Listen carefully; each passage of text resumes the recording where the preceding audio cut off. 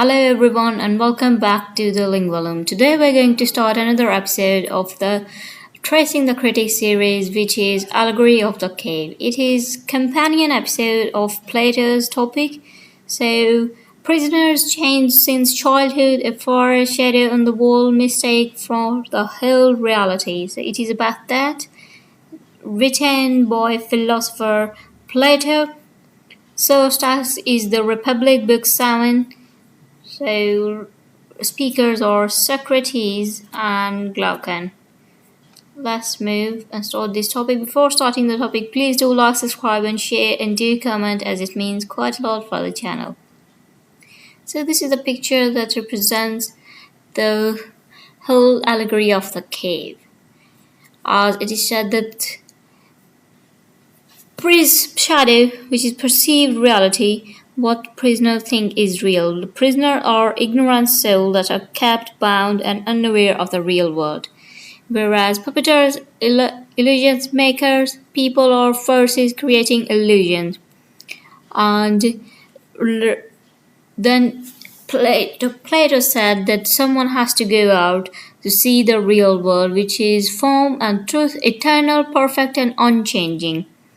So one, he told about the people or inside the cave, they were ignorant, they did not believe him. So Plato said a ascent, which is awakening the painful journey to understanding, which is important to go out in the world to see how the real world is, because inside the cave is all shadow, which is not real, which is copy, which only shows like this shadow on the wall, that what they want to show. So to see the real world, you have to get out. The release, which is enlightenment, realizing truth beyond illusion. So Plato said the cave represents human ignorance, the light outside is the realm of truth and wisdom. So the river of reality, according to Plato, is this one. First form, perfect reality, then physical world, which is imperfect copy, and poetry or art is imitation of the copy, twice removed from reality. So this is the whole allegory of the cave in a single image. We'll discuss in more detail below, but this shows that they were prisoners inside the cave, which believed that what is shown to them by the puppeteers on the wall, the shadow or the reality. But Plato said one has to go outside the cave to show that how the real world is and to see that what truth is. So let's move forward. So where the cave sits in the Republic. This image appears in Book 7 of the Republic right after two warm-up acts, the analogy of the sun and divided line. Both from Book 6, all three are the same idea dressed differently. Most of what we call knowing is barely scratching the surface. Socrates tacked it to Glaucon with one blunt purpose stated up front to show what education does to mind and what the lack of it does too. So this is what, as stated by Plato, that Socrates was telling to Glaucon that what is the importance of knowledge. So let's look at the story itself. Picture a cave, people chained inside the cave since childhood, necks and legs locked, eyes forced forward at the blank wall. They never turned their heads, never seen each other. Behind them is a fire. Between the fire and their backs, a walkway, where unseen people carry statues, puppets, shape, or animal, held above a low wall like puppet show. The fire throws the shadow of these objects onto the wall. The prisoners stare at. That's it. And that's their whole world. They name the shadows, they argue about the shadows, and echo makes them think the shadows are even talking. To them, this is what Plato said, to them I said the truth would be literally nothing but the shadows of the image. So now free one prisoner, force him to stand, turn, look at the fire, it hurts. The shapes look less real than shadows did. He wants to look back at what he knows. Then drag him out of the cave entirely into open sunlight. He is half blind at first, cannot look at anything. Slowly his eye adjusts, shadows outside, then reflection in water, then real trees and rocks, and finally, only at the very end, the sun itself. And once he can look at the sun, he understands something huge. It's the reason any of this is visible at all. So this is what Plato said, that inside the cave people believed it's reality, but the reality is held outside of the cave. So the four stages of ascent. Ascent is as shown above. This is awakening. Okay. So the first stage is imagination, the shadows on the wall. The prisoners see only shadows, images of images, the lowest and least reliable form of awareness, mistaken by the prisoner for whole reality. So this represents opinion based on illusion and image. Then stage 2 is belief, the fire and the carried object. Turning to face the fire, the freed prisoner now sees the actual statues and objects being carried, the physical things more real than their shadows, but still only physical objects in the world of becoming, not the eternal form. This represents the beliefs are grounded in physical sensory objects. Then stage 3 is thought, the world above, seen gradually. Outside the cave, the former prisoner first sees shadows and reflection in water than the actual objects themselves. Trees, rocks, stars, moon at night, corresponding to reason, mathematically styled understanding. So this represents reasoning and understanding to deduction. Then stage 4, which is understanding the sun itself. Finally able to look directly at the sun, the former prisoner grasps that it is a cause of everything visible, the season, growth, and soil itself. The sun corresponds to the form of good, highest object of philosophical knowledge. This represents direct, unmediated knowledge of the form of good. So these are the four stages of ascent, which is knowing something. First one is imagination, second is belief, then thought, then understanding. So it is important to register as a SparkNote scholarly summary observes that Plato means to depict not merely four ways of thinking but four ways of life. Every stage corresponds to fundamentally different relationship to truth. And most human beings in Plato's view live and die within the first two stages, never ascend the further. Then let's look at the symbol key, Socrates' own gloss. So crucially, Plato does not leave the allegories meaning to inference. Socrates himself explained the correspondence directly to Glaucon at the end of the passage. So let's look at element in the allegory and what it represents. First one is the cave. This is the visible world, the realm of being. Then the prisoner, ordinary, unphilosophical human beings. The shadows, images of physical objects, copy of copies. The statues, carried objects, physical objects themselves, more real than their shadows. The fire inside the cave, the sun, the miniature, a lesser source of light. Then the world outside the cave, which is the intelligible realm of the form. The sun, the form of the good, the highest form, and the freed prisoner ascent, the philosopher's arduous education, the soul's journey from ignorance towards knowledge. So the prison house is the world of sight, the light of the fire is the sun, and journey upward is the ascent of the soul into the intellectual world. Then let's move forward. A philosopher's reluctant return. Here's a part where everyone forgets that the story does not end at the sun. Socrates makes a free man go back down, back into the dark among the people still watching shadows. His eyes haven't readjusted. He stumbles, judges the shadows badly, looked ridiculous to the people who never left. They mock him. He went up and came back ruined. And if he tried to drag someone out toward the light, Socrates said they will kill him if they got the chance. And if anyone tried to lose another and lead him up into the light, let them only catch the thunder, and they would put him to death. The most scholars read this as Plato's quite furious note to what actually happened to his teacher. Socrates, executed in 399 BCE by the Athenian jury, he would spend his life annoying with question. This isn't an abstract thought to experiment, it's personal, and yet Plato still insists go back anyway.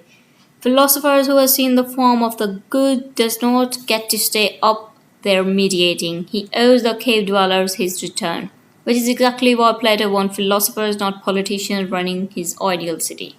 So this is what the story is about. That Plato said that even if someone gets knowledge and they come back with knowledge and tell others, they won't believe that person with knowledge because they think that he is defying what is already known to everyone else. And major critics of the allegory, the cave has not escaped serious philosophical objection. So let's look at elitism objection. The allegory grounded political rules in the claim to superior knowledge available only to philosophers, overriding the perceptions and consent of the governed.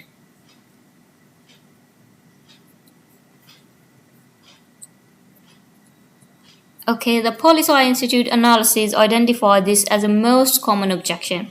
The logic of the cave makes rule by knowledgeable few appear more legible than rule by ignorant many, without securing the consent of those who are governed.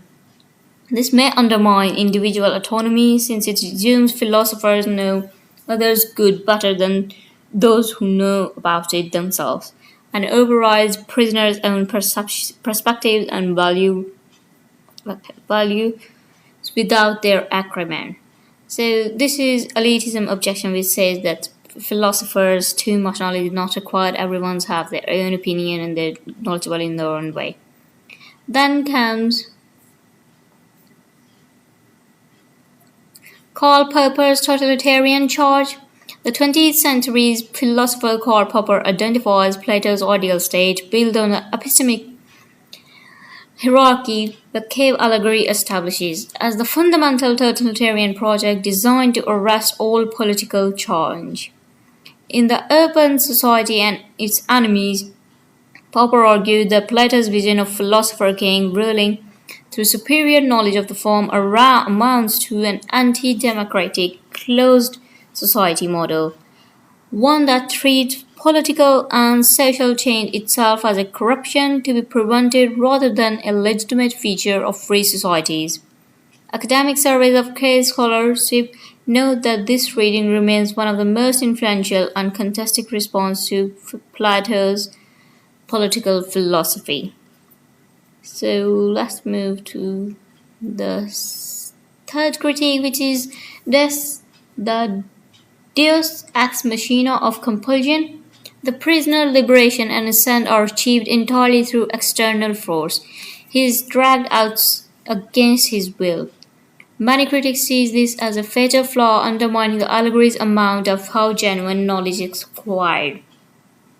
So, philosopher and blogger Brett Millam's close reading identifies a deep tension. Socrates elsewhere insists that knowledge cannot simply be put into soul that lacks it, like putting insight into blind eye.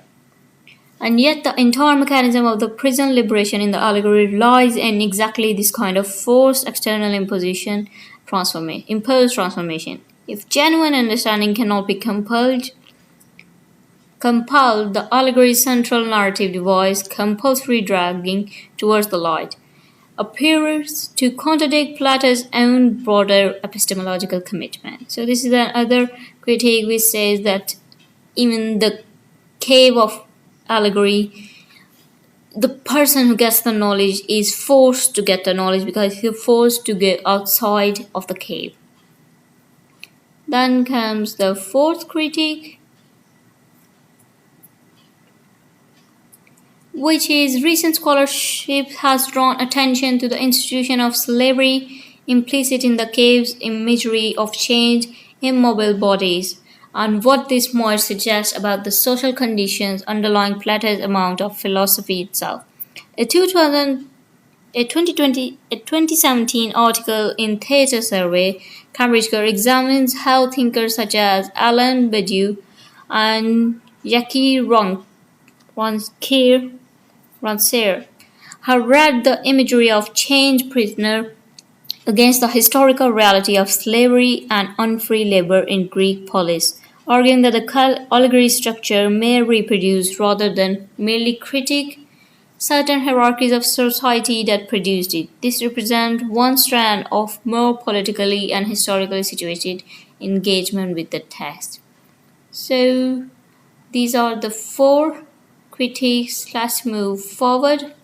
Common misconceptions. First misconception is that the cave is just about the difference between illusion and reality in general self. While this flattens a more precise philosophical architecture, a cave maps into Plato's theory of form and four stages cognitive hierarchy already established via the divided line in Book 6, which is imagination, belief, reason, thought, and direct understanding. It is not a generic parable about things not being as they seem, but a structured account of distinct, progressive higher level of cognition, each tied to a specific object of awareness. So this is a more common misconception about the cave. Second one is the freed prisoner escaped the cave on his own initiative through personal enlightenment. The text is explicit that the prisoner transformation is largely compulsory, not self-initiated. He is first made to stand and turn by some unspecified force. Later Socrates described him being dragged up against his will. This detail matters significantly for how the allegory is interpreted. It raises real questions pursued by critics about whether Plato's account of how one comes to know the form is consistent with his broader view on the limit of imposed knowledge. So this is the second misconception. Let's look at the third one, which is the allegory simply celebrates the philosopher's escape to enlightenment with no political content. While this image of the allegory, as several scholarly sources stressed, philosophers reluctant, dangerous return to the cave is essential as Plato argument as the ascent itself. It is foundation for his claim the philosopher king have the duty to rule. Reading only the ascent and ignoring the return misses the allegory's direct connection to the Republic's central political project. Then the fourth misconception, the fire inside the cave and the sun outside represent the same thing. While this is distinguished in Socrates' own gloss, the fire is lesser internal source of light within the visible world, which is cave, analogous to sun but not equivalent to it. The sun outside the cave represents something categorically higher, the form of the good itself, the ultimate source of all existence, accessible only once the prisoner had left the cave entirely. The fire and the sun occupy different levels of the four-stage hierarchy. So these are the misconceptions about the allegory. Then connecting back the cave and the literary criticism. So in episode 1 where Plato put poetry on trial, here's the link. Athenian audience sat through tragedy the way the prisoners sit in the cave, fixed in place, staring at stage images, absorbing in something put in front of them by someone else. Some scholars read the cave as Plato's turning theatre own trick against itself, using a vivid story to argue against trusting vivid stories. Same feeling, two different essays, a shadow on the wall and a tragedy on the stage can both feel more real than they are. Mistakes the performance for the truth and you're the prisoner who's never been told to turn around. The cave is often read as a counter-theatrical image where the prisoner resembles theatergoers watching shadows, suggesting Plato's ambivalence towards spectacle, poetry, and public performance. So this is what the connection between cave and literary criticism is, that cave is like poetry, that we read poetry which is written by someone else, presented to us by someone else in someone else's viewpoints. So the legacy across 2.5 millennia, composition was starting from 375 BC, written as part of Book 7 of the Republic, following the analogy of the sun and divided line in Book 6. together forming Plato's complete account of knowledge and reality.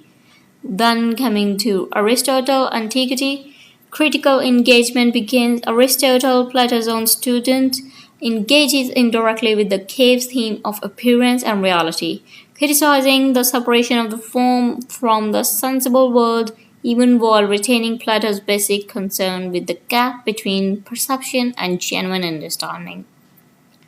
Then moving forward to 19th century, Nietzsche, philosophical critique and inversion. Friedrich Nietzsche's broader critique of Platonism and especially of the devaluation of the sensory embodied world in favor of the abstract realm of forms directly challenges the value hierarchy of the cave, establishes between the visible and the intelligible. Then moving to the Open Society and its enemy. 1945 called Popper. Popper's influential and controversial reading identifies the political philosophy underlying the cave, ruled by an epistemically superior elite as proto-totalitarian, sparkling debates about Plato's relationship to democracy then continue in political philosophy today. Then 20th century, moving forward to 21st century, popular culture, cinema, and modern media, the cave's core image, a constructing illusionary reality mistaken for the true world, has become a recurring structure in modern film and fiction.